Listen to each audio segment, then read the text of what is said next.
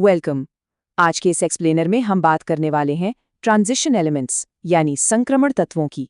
हम सिर्फ surface level facts रटने वाले नहीं हैं, बल्कि एकदम समझ के डीकोड करेंगे कि आखिर इन तत्वों की बनावट और इनके परमाणविक गुण कैसे काम करते हैं।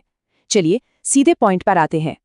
तो सबसे पहला और एकदम ऑब्वियस सवाल दिमाग में ये आता है कि भाई इन ट्रांजिशन एलिमेंट्स में ऐसा क्या खास है, ये पीरियोडिक टेबल के बाकी एलिमेंट्स से इतने अलग क्यों बिहेव करते हैं। इसके पीछे कोई जादू नहीं है, बल्कि एक बहुत ही लॉजिकल एटॉमिक रस्साकशी चल रही है। और आज हम इसी रस्साकशी को बहुत ही आसानी से समझने वाले हैं। आज का हमारा रोडमैप एकदम क्लियर है। हम मुख्य रूप से 4 प्रॉपर्टीज कवर करेंगे: परमाणुिक आकार का रहस्य, लैंथेनॉइड कॉन्ट्रैक्शन, हाई एटॉमाइजेशन एंथैल्पी का लॉजिक और आखिर में डेंसिटी में लगातार होने वाली बढ़ोतरी। चलिए सबसे पहले टॉपिक से शुरू करते हैं, परमाणुविक आकार यानी एटॉमिक साइज का रहस्य। अब अगर हम किसी ट्रांजिशन सीरीज जैसे कि 3D सीरीज में लेफ्ट से राइट जाते हैं तो एक बड़ी ही अजीब चीज ऑब्जर्व करने को मिलती है। एटॉमिक नंबर तो बढ़ रहा है, लेकिन एटम का साइज वो सिकुड़ता जाता है ना, थोड़ा अटपटा। मतलब परमाणु के अंदर कण बढ़ रहे हैं, फिर भी उसका साइज छोटा हो रहा है। सवाल है, ऐसा क्यों हो रहा है? यही एंट्री होती है स्क्रीनिंग इफेक्ट या आवरण प्रभाव की।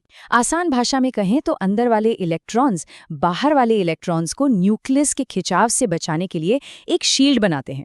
लेकिन कैच ये है कि डी ऑर्बिटल्स की ये ढाल बहुत ही ज्यादा कमजोर होती है, एकदम जालीदार दीवार की तरह जो किसी को रोक नहीं पाती। तो इमेजिन कीजिए एक भयंकर रस्साकशी। एक तरफ है पावरफुल न्यूक्लियस जो लगातार और स्ट्रांग होता जा रहा है और बाहर वाले इलेक्ट्रॉन्स को पूरी ताकत से अंदर खींच रहा है, और दूसरी तरफ है वो कमजोर स्क्रीनिंग इफेक्ट जो उन्हें बाहर धकेलने में पूरी तरह फेल हो जाता है। नतीजा ये होता है कि न्यूक्लियस की जीत होती है, वो सबको अंदर खींच लेता है और एटम का साइज एकदम कॉम्पैक्ट हो जाता है। चलिए अब आते हैं दूसरे और शायद सबसे माइंड ब्लोइंग टॉपिक पर, लैंथेनॉइड कॉन्ट्रैक्शन या लैंथेनॉइड आकुंचन की परिघटना।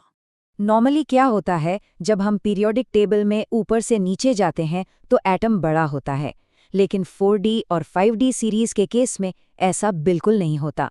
नई कक्षाएं जुड़ने के बावजूद इन दोनों सीरीज के एलिमेंट्स का साइज लगभग एकदम सेम रहता है। ऐसा लगता है जैसे किसी ने इनकी ग्रोथ ही फ्रीज कर दी हो। और इसका असली रीजन छुपा है 4f ऑर्बिटल्स में। 5D में इलेक्ट्रॉन जाने से पहले वो 4f में भरते हैं, और अगर हम सोच रहे थे कि d इलेक्ट्रॉन्स की शील्ड कमजोर है तो 4f की शील्ड तो समझ लीजिए ना के बराबर है। इससे न्यूक्लियस का इफेक्टिव चार्ज इतना ज्यादा स्पाइक कर जाता है कि वो साइज बढ़ने के किसी भी चांस को वहीं पूरी तरह कैंसिल कर देता है। डेटा भी बिल्कुल यही कहानी बताता है। जिरकोनियम को देखिए, 4D सीरीज में इसकी रेडियस है 160 पिकोमीटर, और उसके ठीक नीचे 5D सीरीज का हैफेनियम जिसकी रेडियस है 159 पिकोमीटर। लिटरली सिर्फ 1 पिकोमीटर का फर्क। साइज की इसी सिमिलैरिटी की वजह से इनकी केमिकल प्रॉपर्टीज इतनी सेम हो जाती हैं कि लैब्स में इन्हें अलग करना एक बहुत बड़ा सिरदर्द माना जाता है। आगे बढ़ते हैं हमारे तीसरे पॉइंट पर, उच्च कणन एंथैल्पी यानी हाई एंथैल्पी ऑफ एटमाइजेशन का कारण। ये ट्रांजिशन मेटल्स इतने टफ और स्ट्रॉन्ग क्यों होते हैं? इसका लॉजिक बड़ा ही स्ट्रेट फॉरवर्ड है। स्टेप 1, इनके पास ढेरों अनपेयर्ड यानी अयुग्मित इलेक्ट्रॉन्स होते हैं।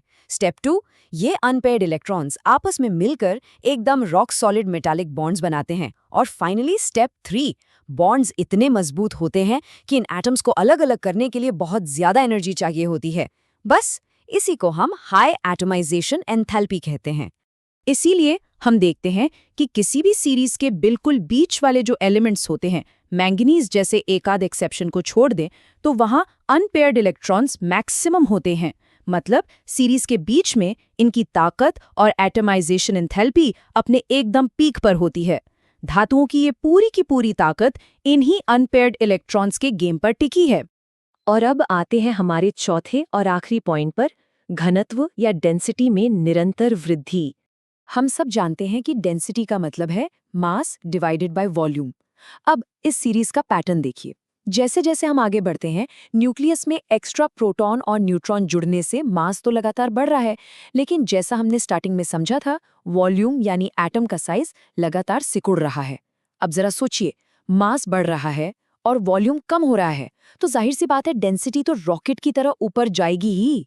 और ये सेम ट्रेंड हमें स्कैंडियम से लेकर कॉपर तक, यानी एटॉमिक नंबर 21 से 29 तक बिल्कुल साफ दिखाई देता है। डेंसिटी बिना रुके लगातार बढ़ती जाती है। ये कोई रैंडम इत्तेफाक नहीं है, बल्कि मास और वॉल्यूम के इसी सीधे कैलकुलेशन का एकदम परफेक्ट रिजल्ट है। तो सब कुछ एक साथ रख कर सोचिए, ये कितनी अद्भुत बात है ना। एक न्यूक्लियस का साधारण सा अंदर की तरफ खिंचाव और कुछ इलेक्ट्रॉन्स की एक बहुत ही कमजोर सी शील्ड, बस ये दो चीजें मिलकर पूरी तरह से डिसाइड कर देती हैं कि हमारी दुनिया की सबसे अहम धातुओं का साइज क्या होगा, वो कितनी मजबूत होंगी और उनका घनत्व कितना होगा। एक न दिखने वाली सब एटॉमिक रस्साकशी हमारी पूरे भौतिक दुनिया को आकार दे रही है।